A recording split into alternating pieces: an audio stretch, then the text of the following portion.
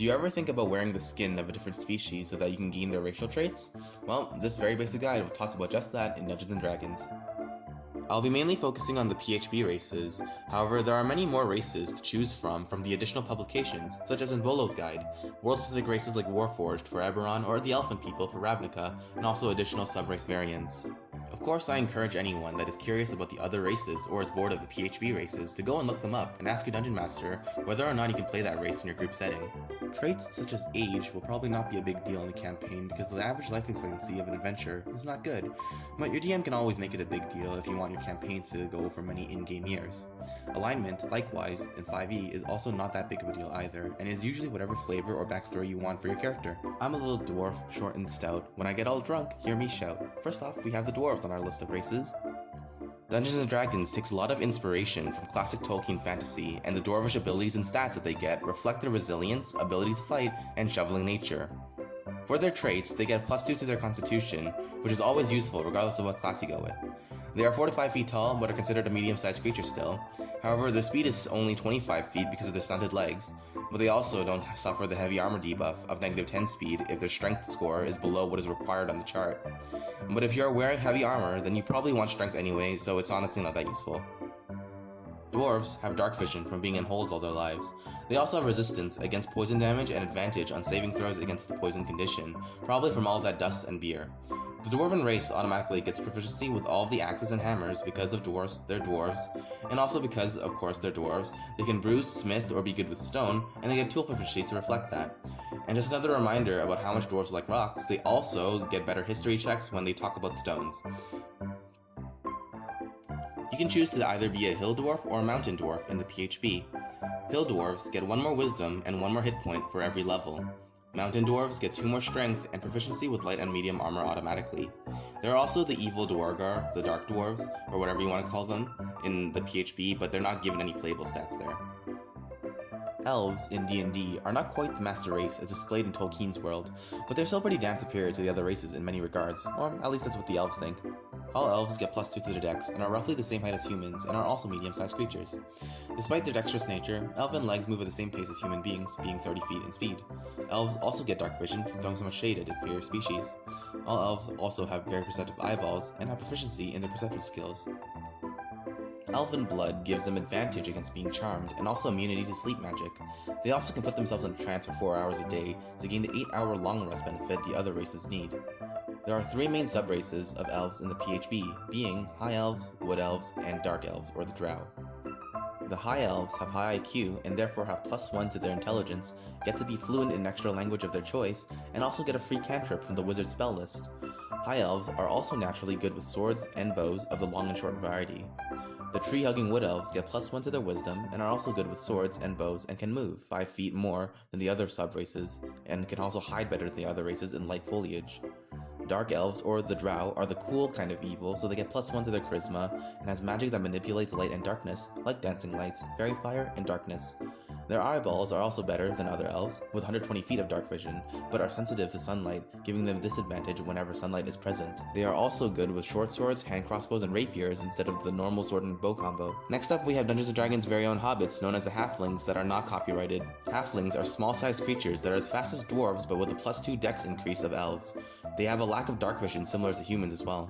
Halfling traits include being able to reroll 1s due to their incredible luck, their courageous hearts being exemplified in their innate advantage against being frightened, and with the fun party trick of being able to slide between a larger foe's legs and move through their space. 2 main halfling sub-races exist in the PHB. The Lightfoot halflings get +1 to their charisma and can hide behind larger creatures. The stout halflings get +1 to their constitution and also get an advantage to saving throws against poison and are resistant to the poison damage type. It is time to talk about the race that is in every major genre.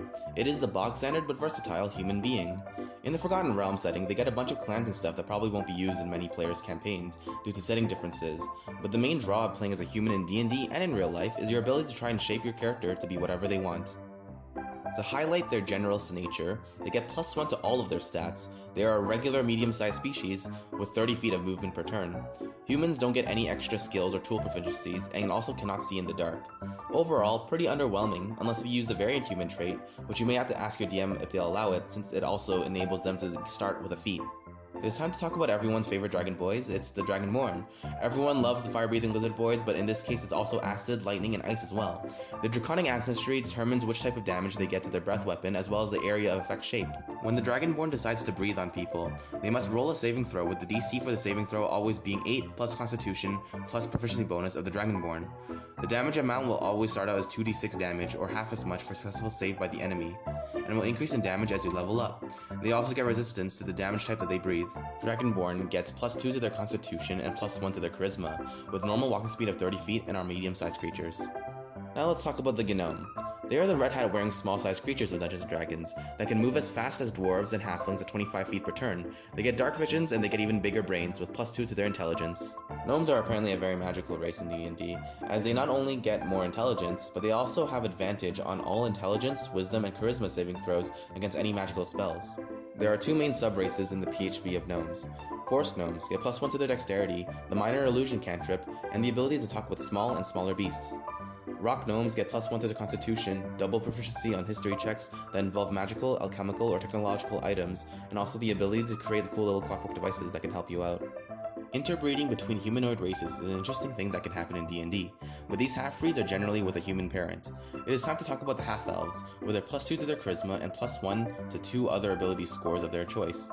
They are medium-sized and have speed of 30 feet, and have elven eyeballs so they can see in the dark. They also inherit the advantage of saving throws against charms and immunity to being magically put to sleep from their elven parent. Instead of being good with long and short bows and swords, they get proficiency in 2 skills. As you can see, most of their superior genes are from their elven lineage, and that's basically it for the half-elves. It is time for the race of questionable interbreeding. It is the offspring of orc and human, the half-orc. Half-orcs get +2 strength and +1 constitution. They are medium-sized creatures that move at 30 feet per turn, who with inherited dark vision from their orcish parent. Half-orcs are spooky and people don't like them, so they get proficiency in their intimidation skill. RNGesus has also blessed them with the ability to do more damage when they crit. Half-orcs are also like Pokemon in the anime. When they drop to 0 hit points, they can just choose to drop to 1 hit point instead, as long as the initial damage doesn't instantly kill them. The last race in the PHB is also another race of human descent. It is time to talk about the devilish Tieflings. They come in all sorts of different horn shapes and skin tones, but they all share the +1 to their intelligence and +2 to their charisma. Because of their humanness, they are medium-sized beings that have 30 feet of movement speed. Because of their tainted bloodline, they have dark vision, resistance to fire damage, and also have spooky spells like Thaumaturgy, Hellish Rebuke, and Darkness. You may have noticed I didn't really talk about the languages of the different races. This is mainly because every race can basically speak common plus the language of their race or some extra stuff that they get, but so I felt it would have bloated the video similar to alignment and age. It's also good to keep in mind that races in D&D can also be customized if you ask for DM's permission in order to fit a character idea better or simply to feel more unique. The dark arts of D&D min-maxing is a pathway to many advantages that some players consider to be unnatural and not as flavorful. It is generally better to just pick whichever race you think suits your backstory or character more, but at the same time to strike a balance so as to not feel gimped when confronted with dangerous enemies or difficult challenges. And that is the end of the video. Thank you for making it this far. I hope you enjoyed it. I really do enjoy making these series of videos, even if the uploads are infrequent, because I've got other stuff to do in my life. But I do hope to continue this series eventually. Other than that, I hope you enjoyed this guide to D&D racism. I hope to see you guys next time. Goodbye for now.